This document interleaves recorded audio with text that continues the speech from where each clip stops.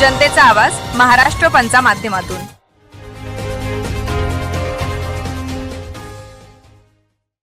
नमस्कार, महाराष्ट्र पंच न्यूज मध्ये आपलं स्वागत आहे। मी नाजिम सिद्दीकी। पाहूया शहरातील ताज्या घडामोडी।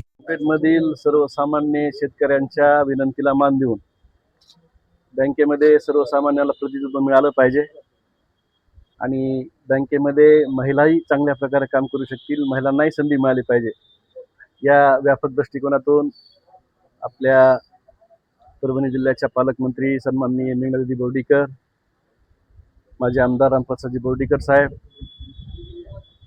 त्याचबरोबर माजी मंत्री सुरेशरावजी उर्फुले साहेब यांच्या मार्गदर्शनाखाली आमच्या सोनपेठचे नगराध्यक्ष परमेश्वर भैया कदम, आमचे सोनपेठचे माजी आमदार व्यंकटरावजी कदम साहेब आणि सर्व तमाम मतदारांच्या इच्छेखातर आज आम्ही या ठिकाणी शेवटच्या क्षणी फॉर्म भरलेला आहे आणि ही लढत सर्वसामान्य विरुद्ध धनशक्ती आहे।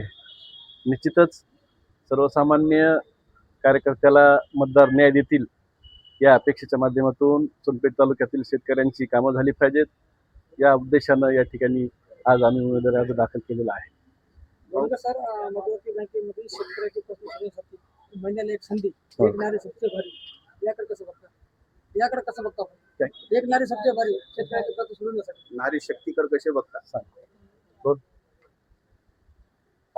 नक्कीच जो आतापर्यंत जसं आपण पाहतो प्रत्येक क्षेत्रात नारी शक्ती आपल्याला दिसून येत आहे।